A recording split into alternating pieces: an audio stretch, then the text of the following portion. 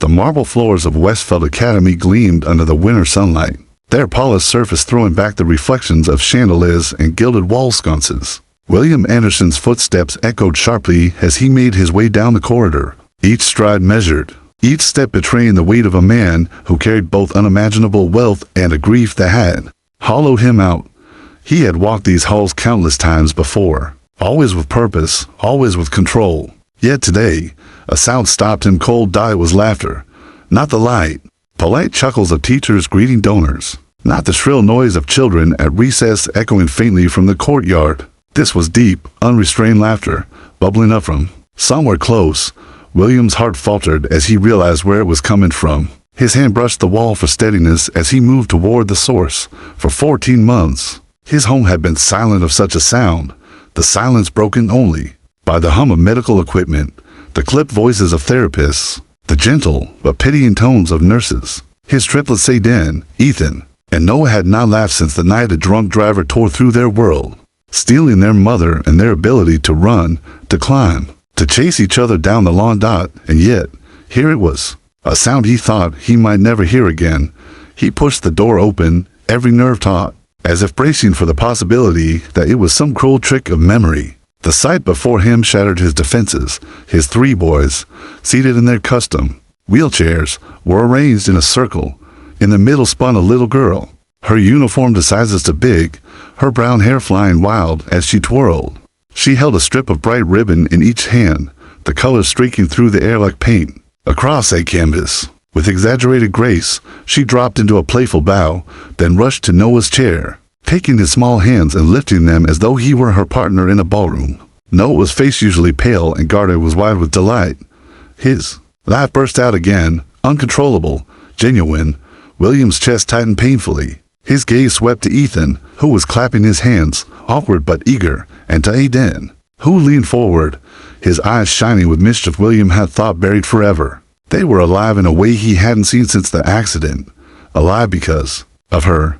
He couldn't breathe, couldn't reconcile what he saw with the truth he knew.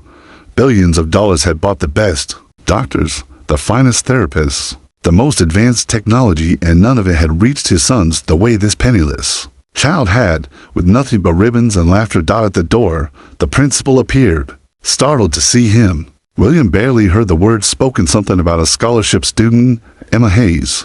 Remarkable child. He nodded absently, unable to look away from the girl who, at 7 years old, had done what the world's experts had failed to do. When Emma spun again, curtsying to the boys as though they were royalty, William felt his throat close. He wasn't a man prone to tears, not anymore. But as his sons leaned forward, urging her to keep dancing, his vision blurred. For the first time in over a year, the walls around his heart cracked. He realized in a rush of aching clarity that what he was witnessing wasn't just a game. It was a miracle, and it came not from power or money, but from a poor little girl who had given his children the priceless gift of joy freely, without even knowing what she had done. Asterisk, the laughter still echoed in William Anderson's mind long after he left the classroom. It haunted him, not because it unsettled him, but because it stirred something he had buried so deep he thought it was gone forever. For 14 months, he had lived in silence, with his boys' silence heavy with grief, broken only by the sounds of machines, the occasional whimpers of pain, and the mechanical routines of therapy. Laughter had been erased from their world, and now, suddenly, a poor little girl with ragged ribbons had brought it back as if it had never left. That night, he sat in his penthouse high above Manhattan, the skyline blazing with light. The city stretched endlessly, towers of glass and steel that he owned parts of, his signature on contracts that shaped entire markets.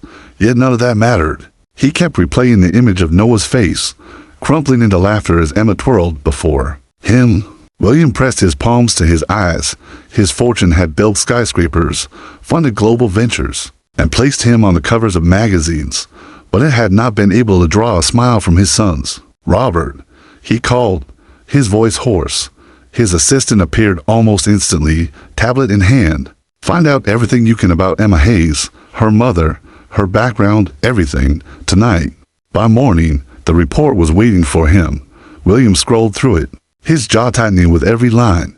Sarah Hayes, 32, widowed, husband, James Hayes, deceased, Military service, killed in Afghanistan 3 years ago. Occupation, part-time janitor at Westfield Academy, part-time aide at Sunshine Elderly Care. Weekend hostess at Lorenzo's Restaurant. Daughter Emma, 7 years old. Scholarship student at Westfield. Academic record, outstanding. Attendance, perfect despite frequent relocations. Current residence, 1-bedroom apartment in East Haven. Rent overdue by 2 weeks. The words on the screen blurred. He closed his eyes, imagining Emma's bright face, her laughter, her fearless way of drawing. His boys into joy. She had nothing, and yet she carried herself as if the world could not weigh her down. When he returned to the academy later that week, he found her again in the triplets' classroom. This time she had brought 3 scarves, faded but colorful, and tied them carefully around each boy's wrist. See, she told them, her voice firm with the confidence of a child who believed in magic. Your arms can fly like butterflies. Even if your legs don't move, your arms can still dance. William stood in the doorway, unseen. His sons as quiet, broken boys lifted their arms, scarves fluttering, their eyes following Emma's every move. He swallowed hard, overwhelmed. After the lesson, as the children poured out, he finally stepped inside. Emma froze mid-step, clutching her backpack. For a moment she looked guilty, as if she'd been caught stealing something precious. Did I do something wrong? She asked softly. William dropped to one knee, lowering himself to her eye level. No, Emma, you did something wonderful. His voice cracked against his will. You gave my sons back something I thought was gone forever. At the door, a woman lingered, her gray uniform smudged from work, hands still raw from cleaning. She stiffened as his eyes met hers. Mr. Anderson, she said cautiously, I hope my daughter wasn't bothering your boys. She sometimes forgets herself. He rose slowly, extending his hand. Mrs. Hayes, your daughter isn't a bother. She's a gift. Sarah's hand trembled as she shook his, her gaze sharp, defensive. But there was no mistaking the pride in her eyes, and in that moment, William made a silent decision. Whatever it took, however many walls he had to climb, however much of his pride he had to set aside, he would not let this fragile light slip away from his sons' lives. Emma Hayes had opened a door no one else could.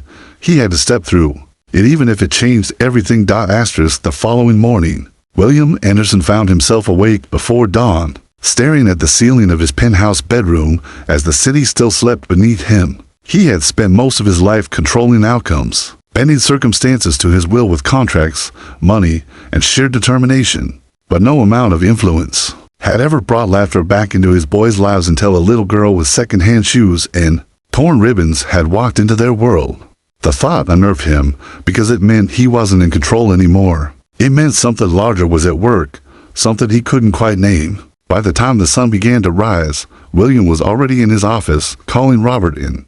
I want a meeting, he said firmly. Not just with Emma's mother Sarah Hayes, but with Principal Matthews, too. Arrange it this afternoon.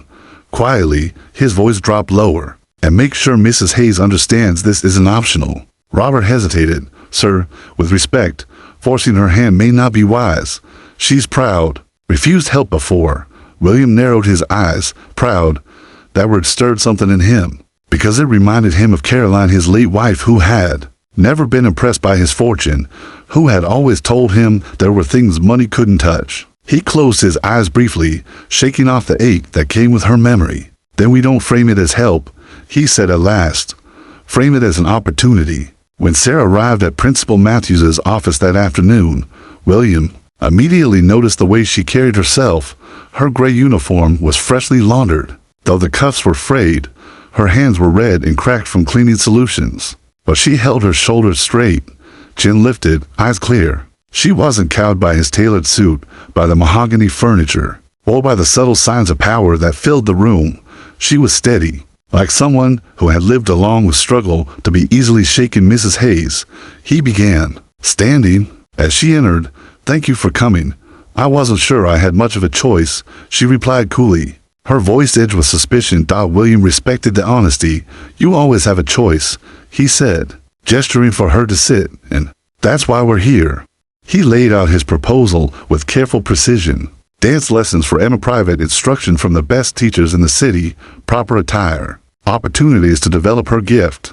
He spoke of how Emma's movements had coaxed life from his sons, in ways no therapist had managed. And then he added the second piece, a position at Westfield Academy for Sarah, not as a janitor, but as the full-time facilities manager. A real office, proper hours, a salary that would give her stability for a long time. Sarah said nothing. She folded her work-worn hands on the table, studying him as though searching for the trap beneath his words. "Mr. Anderson," she said finally, "I appreciate what you're offering, but I won't have my daughter turned into a project or a pawn in someone else's plans. She's 7 years old. She dances because she loves it, not because it's therapy or spectacle. If you want to buy something, you have plenty of things money can buy. But you can't buy her." Her words hit him like a blow, not because they were disrespectful, but because they were true. He stared at her, silent, then lowered his voice. "Mrs. Hayes, I would give every penny I have to hear my sons laugh again. Your daughter gave them that without asking for a thing. I don't want to own her joy. I want to honor it and give her the chance to grow it." Sarah's eyes softened, though her posture remained rigid. "And what happens when you tire of this?" she asked. "When your interest fades? When something more important pulls your attention? Where does that leave Emma?" It was a fair question. For the first time in years, William found himself without a ready answer. He inhaled slowly, then let the truth slip past his defenses. "It leaves me broken all over again, and I don't think I could bear that." The room was quiet for a long moment. The principal shifted uncomfortably in his seat, but neither William nor Sarah looked away from each other. Finally, Sarah nodded once. "If Emma chooses this, then we'll try it. But it will always be her choice, not mine, not yours." Relief surged through him, though he kept his composure. "Agreed," he said softly when Sarah rose to leave. He noticed the faintest tremor in her hands as she gathered her things. Pride still battled with practicality inside her, but beneath it all, he saw the same thing he saw in himself, a parent desperate to protect what little joy remained. As the door closed behind her, William exhaled heavily, his mask of control slipping for just a second. He had built empires. He had commanded nations of employees. But earning the trust of one weary mother might prove harder than all of it. And somehow, he knew this battle mattered more than any other he had fought. Outside the office, Emma skipped down the hallway to meet her mother, ribbons bouncing in her backpack. William watched from the window as the girl took Sarah's hand, chattering about some new dance she wanted to show the boys tomorrow. He pressed a hand to the glass, his throat thick. He didn't know how yet, but he knew this much. He would fight for that light. He would protect it with everything he had, even if it meant exposing the cracks in his own soul. Asterisk, the day of the evaluation dawned gray and wet, clouds pressing low against the Connecticut horizon. William Anderson drove, in silence, his jaw tight as he gripped the steering wheel of his Blacktown car. In the back seat, his 3 boys sat quietly, their wheelchairs folded in the trunk, their bodies secured with safety belts. They were never talkative on days like this, therapy days, doctor days. William had grown accustomed to the way there. Energy dimmed before appointments, their faces shutting down as though bracing for battle. But he still hated it. Inside Westfield Academy's physical therapy wing, the air smelled of antiseptic and the faint tang of rubber mats. Dr. Victoria Reeves was already waiting, a tall, precise woman with sharp eyes and a clipboard. She was renowned in her field, and William had spared no expense to bring her here. Yet as she greeted him, he felt the familiar weight of skepticism settle in. He had hired the best before. They had all failed. The triplets wheeled in with their nurse, their expressions as guarded as William's own. Aiden refused eye contact. Ethan crossed his arms defiantly. Noah fidgeted with the hem of his shirt, his anxiety plain. Dr. Reeves began her standard assessments, tapping reflex hammers against knees that did not move, issuing commands that went ignored, coaxing with professional patience that fell flat against their wall of resistance. After 20 minutes, she set her clipboard down, lips pressed into a line. "They've disengaged," she murmured, common in trauma cases, but still frustrating. William felt his chest tighten. It was happening again, the familiar cycle of hope raised and dashed. He almost told her to stop, to pack up, to leave, and then the door creaked open. Emma Hayes appeared, her backpack slung over one shoulder, her ribbon sticks poking out like fragile banners. She paused when she saw the sterile room, the grim faces, the doctor with her clipboard. For a second, she looked uncertain, but then Noah spotted her and his eyes lit up. Emma. In an instant, the atmosphere shifted. Emma bounded into the room as if she belonged there, as if the tension didn't exist. She crouched beside Noah and whispered something that made him giggle. Then she pulled out the ribbons, bright blue, green, and red, and tied one carefully around each boy's wrist. "Today," she announced grandly, "we're butterflies. You can't sit still if you're butterflies. Wings have to flap." The boys hesitated, their shoulders stiff, but Emma began moving her arms in wide, sweeping arcs, the ribbon trailing patterns through the air. "See, it's easy. You don't even have to stand up. Butterflies fly sitting down, too," she laughed, and slowly, awkwardly, Noah lifted his arms to mimic her. Ethan followed, reluctant at first, then with growing enthusiasm. Even Aiden, the most withdrawn, allowed his ribbon to flicker through the air. Dr. Reeves leaned forward, astonished. "They're engaging," she whispered, voluntarily. She scribbled furiously on her clipboard, eyes darting between the children. Emma kept the game alive, turning each exercise into a story. "Touch your ribbon to mine our mirrors. Can you make your ribbon draw a circle? A star? Pretend you're painting the sky." Laughter spilled out again, unrestrained, and William felt his throat close as he stood by the wall, helpless, against the wave of emotion rising inside him. When Dr. Reeves introduced more structured tasks testing range of motion, reflexes, even sensory responses, Emma wove each one into her games. She let Aiden mirror her movements. She teased Ethan into turning his wrist with a playful challenge. She coaxed Noah into stretching further by pretending his ribbon was a dragon's tail. By the end of the session, the boys had sustained nearly 50 minutes of active participation, their previous record, 12. Dr. Reeves set down her clipboard, visibly shaken. "This is extraordinary," she said. "I've seen children resist therapy for years, but your sons are responsive. They're not just moving, they're trying." William couldn't answer. His vision had blurred again. His heart pounded as he watched Emma guide his sons through one last flourish, all three ribbons crossing in the air like streams of color. It was chaos, uncoordinated and imperfect, but it was alive. Sarah Hayes appeared in the doorway then, her work uniform still damp from cleaning, her eyes widening at the sight. She froze, her hand gripping the frame, as if caught between pride and fear. William turned to her, their eyes locking. He saw her caution, her instinct to protect, but also her recognition. Her little girl was doing something impossible. The session ended, the ribbons collected, the boys flushed with excitement rather than fatigue. As they wheeled out, still talking about butterflies and dragons, William stayed behind with Sarah and Dr. Reeves. "Their neurological pathways may not be as dormant as we thought," Dr. Reeves explained, her voice urgent now.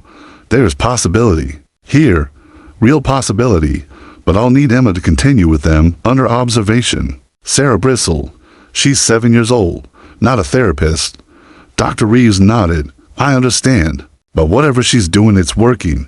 She's bypassing their resistance. She's reaching them on a level we can't. I don't need her as a therapist. I need her as Emma." William turned to Sarah, his voice low, almost pleading. "She gave them hope, and I can't lose that again." Sarah stared at him for a long time, her face unreadable. Finally, she said, "If Emma chooses this, we'll continue. But if it ever becomes too much for her, if she wants to stop, it stops. No questions, no guilt." William nodded, relief flooding him. "Agreed." But as Sarah led Emma away, her hand firm on her daughter's shoulder, William knew this was only the beginning. Something had shifted today, something irreversible. For the first time in 14 months, he felt it, a thread of hope, fragile but alive, pulling him toward a future he hadn't dared to imagine. And yet, beneath that hope, suspense coiled like a shadow. Because hope, once awakened, was the most dangerous thing of all. The morning of the first surgery came with a silence so heavy, it seemed to press against every wall of the hospital. William Anderson arrived before dawn, dressed in a dark suit. Though his tie hung loose, forgotten, he had spent the night pacing, unable to sleep, his mind tangled between hope and dread. His 6-year-old son, Ethan, would be the first of the triplets to undergo the experimental procedure and implantation of a spinal stimulator combined with stem cell injections. The risks were endless. The potential reward was a chance, however slim, that Ethan might move again. But what terrified William most wasn't the medical jargon. It was the look in his son's eyes whenever doctors spoke to them, the way their spirits seemed to sink deeper, as if every promise was just another lie waiting to break them. And this morning, Ethan's face carried that same shadow. When William entered the waiting suite, Ethan sat in his wheelchair with his brothers beside him. His small frame was swallowed by a hospital gown, his skin pale under the fluorescent lights. Noah fidgeted nervously while Aiden clutched a book in his lap without turning a page. They looked like soldiers bracing for battle and losing the will to fight. Then the door burst open and Emma skipped in. Her backpack jingled with something inside, her presence scattering the heavy air like sunlight through storm clouds. "Ta-da!" she cried, pulling out 3 ribbons she had cut from scraps of fabric. One was green, one blue, one gold. She tied the blue one gently around Ethan's wrist. "Blue is for bravery," she explained solemnly. "Green is for healing," she said, tying it to Noah. "And gold is for getting stronger," she added. Fastening it to Aiden, Ethan stared at the ribbon on his wrist, and for the first time that morning, his lips curved upward. "Will it really work?" he asked in a trembling voice. Emma crouched beside him, her tone firm but gentle. "It will help you remember that you're not alone. When you get scared, touch the ribbon. It's like a secret spell." Noah leaned forward. "What about you? Don't you need one too?" Emma grinned and pulled a 4th ribbon from her backpack, tying it around her own wrist. "Of course, I'm part of the team. We're ribbon warriors." William stood silently in the corner, his throat burning. He had hired the most advanced specialists in the world, spent fortunes on research, brought in doctors who spoke in percentages and probabilities. And yet, it was this little girl, this 7-year-old child, who had given his son the courage to nod when the surgical team entered the room. As they wheeled Ethan toward the operating theater, William followed until the last possible moment, then stopped, his heart twisting at the sight of his boy's wide eyes. He reached for Ethan's hand, squeezing it. "You're the bravest boy I know," he whispered. Ethan looked at him, then at Emma's ribbon. "Promise me you'll be here when I wake up." William swallowed hard, his voice breaking. "I promise." But as the doors closed and his son disappeared behind them, the promise felt fragile, almost impossible. Hours passed like lifetimes. William paced the private family lounge, running his hands through his hair until it stood on end. Sarah sat quietly in a chair, Emma curled against her side, reading softly to Noah and Aiden. At times William looked at Sarah, her steady calm, her ability to anchor the children while he unraveled, and something inside him ached. He was supposed to be the strong one, the billionaire, the protector. Yet here was a woman with cracked hands and tired eyes, holding everything together with nothing but her will. Mid-afternoon, a nurse arrived with a message: complications. The stimulator was proving difficult to place, the surgical team adjusting. Their approach, William's knees nearly buckled. He turned away, gripping the edge of a counter, fighting for breath, and then, unexpectedly, Sarah's hand touched his arm. Just a brief, grounding pressure. "They'll figure it out," she said quietly. "That's why you hired the best. Don't let your fear scare the boys." Her touch, her words, it broke something in him. For the first time since the accident, he let himself feel the weight of his helplessness. His eyes stung, his chest heaved, and before he could stop himself, tears slipped down his face. He turned away quickly, ashamed, but Sarah didn't flinch. She didn't pity him either. She simply stood beside him, silent, steady, sharing the burden.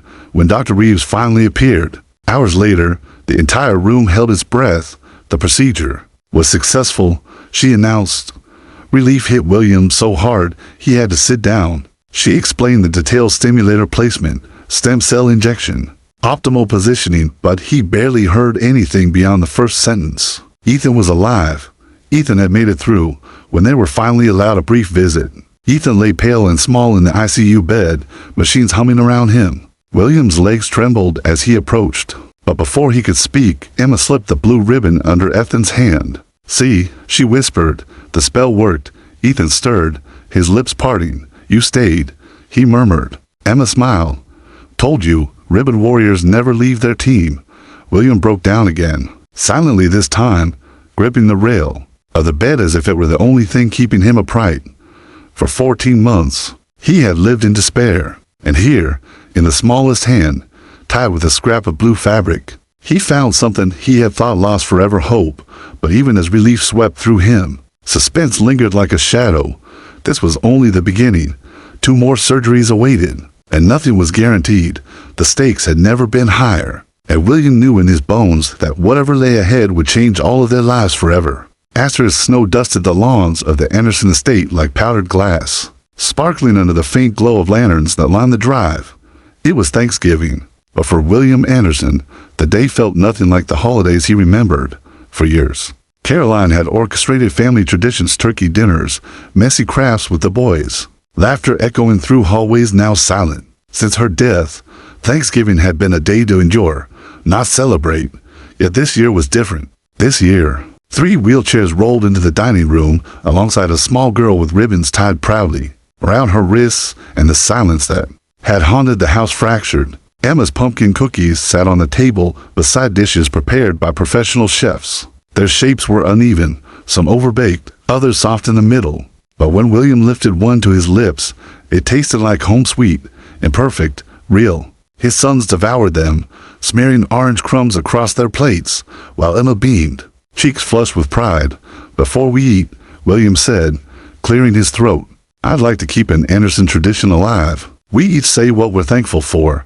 Noah went first. "I'm thankful Emma taught us to dance with our arms, and that the doctors are helping us move our legs again." Eden followed. "I'm thankful for our new playground and that Ethan is okay after his operation." Ethan, still pale from surgery, but determined, raised his ribbon-wrapped hand. "I'm thankful for my brave ribbon, and for the computer they put in my back."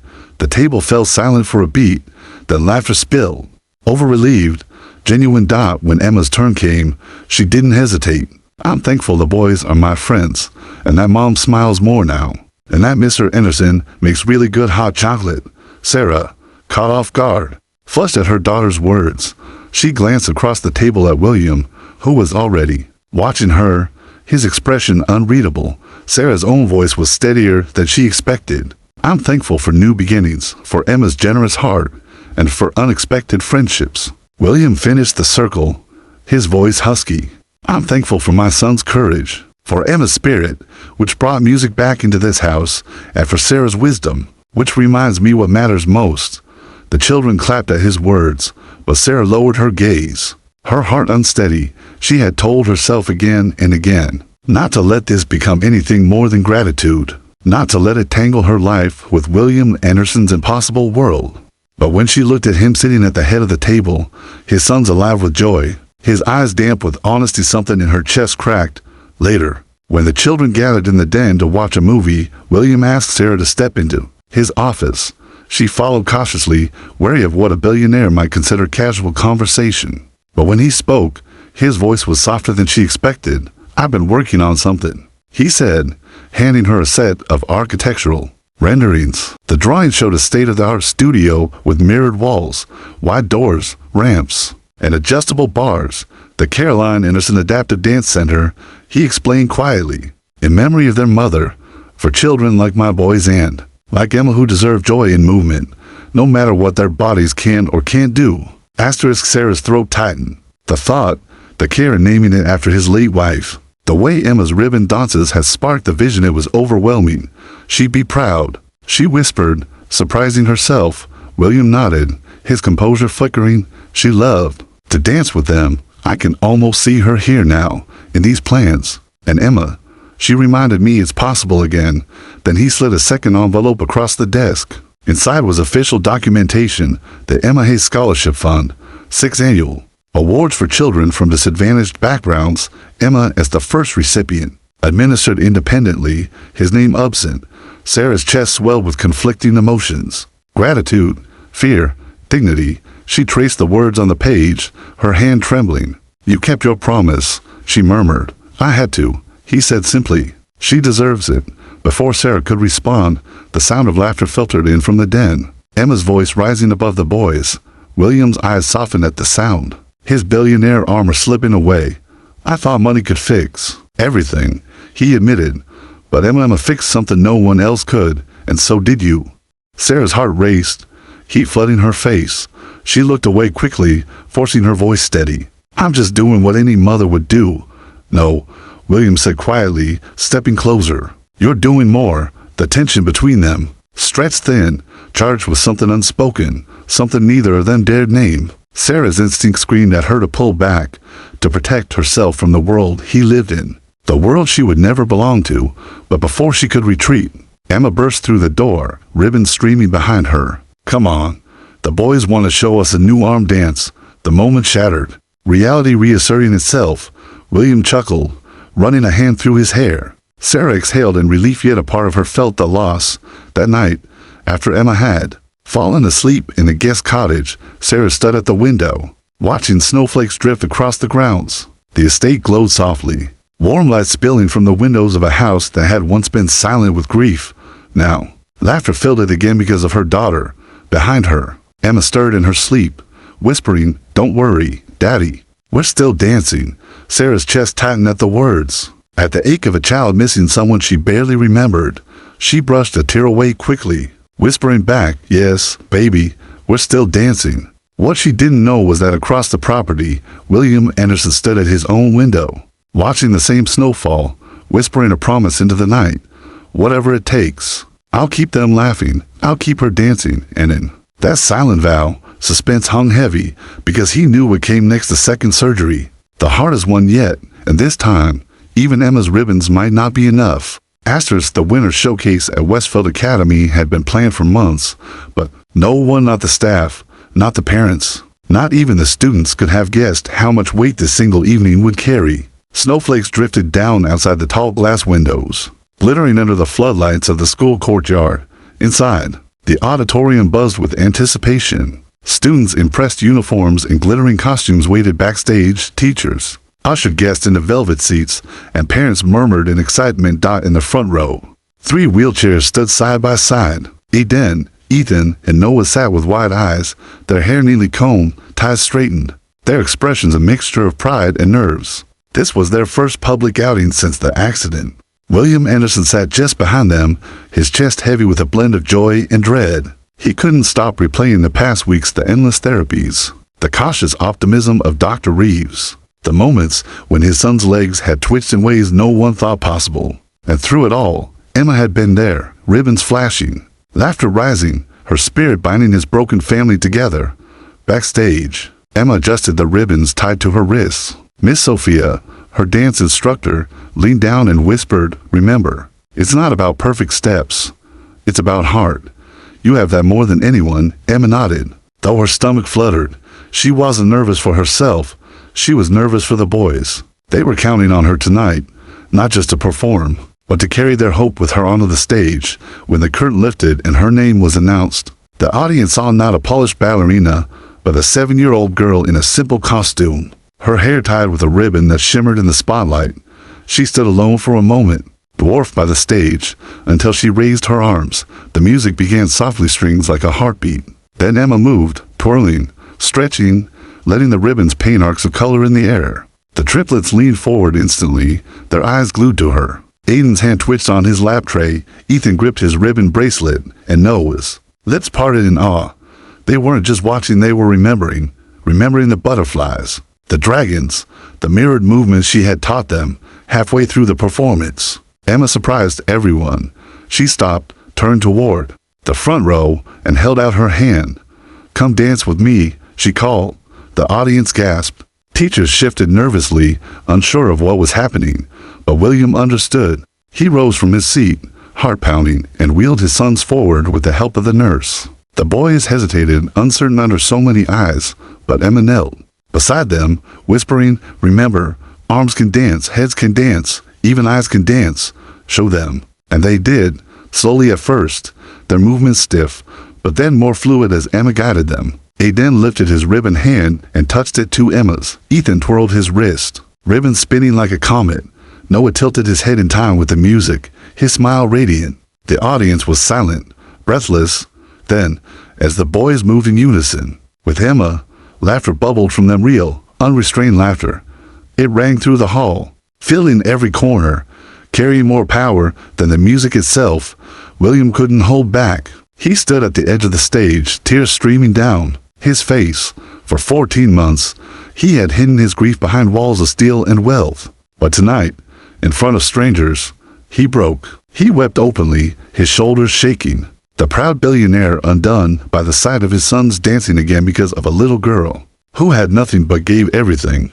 When the music ended, the applause was thunderous. People leapt to their feet, cheering, clapping, crying. Emma curtsied, cheeks flushed, then turned to the boys. "We did it," she whispered. "We danced." The principal stepped forward, clearly moved, but before he could speak, William strode onto the stage. His presence drew immediate attention. Everyone knew who he was. The billionaire benefactor of Westfield Academy, but tonight he wasn't.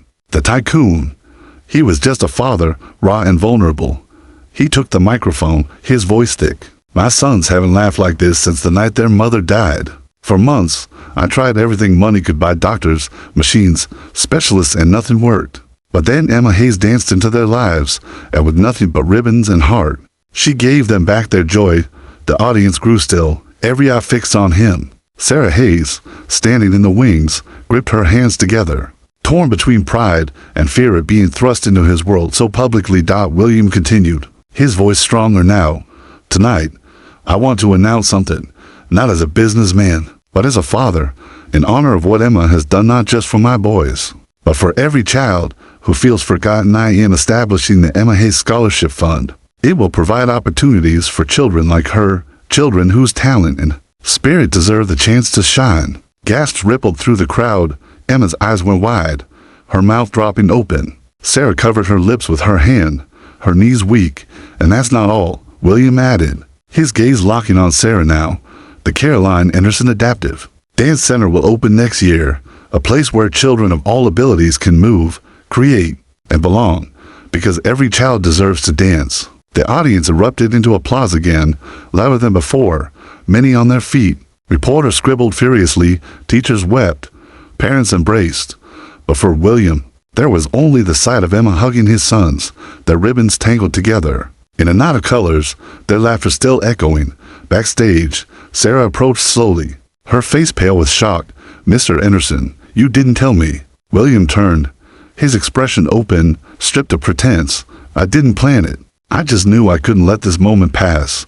Your daughter changed everything, and I intend to make sure the world knows it." Sarah's eyes brimmed with tears, but her voice was steady. "She's only 7, William. Don't put the weight of the world on her shoulders." He stepped closer, lowering his voice so only she could hear. "I won't. I promise. I'll protect her joy, just as she protected theirs. And if you'll let me, I'll protect yours too." For a heartbeat, they stood in silence, the noise of the crowd swelling around them, the stage lights casting halos of gold. Then Emma called out, tugging at her mother's sleeve, her face glowing. "Mom, did you see? We all danced together. Even Daddy laughed." William's chest tightened. For the first time, Emma had called him Daddy too. He blinked back tears, knowing in that fragile, impossible word lay the final truth. They weren't just a broken families anymore. They were becoming one. And in that revelation, the shocking and unshakable future became clear. The billionaire had set out to save a poor little girl's life, but in the end, it was she who had saved his.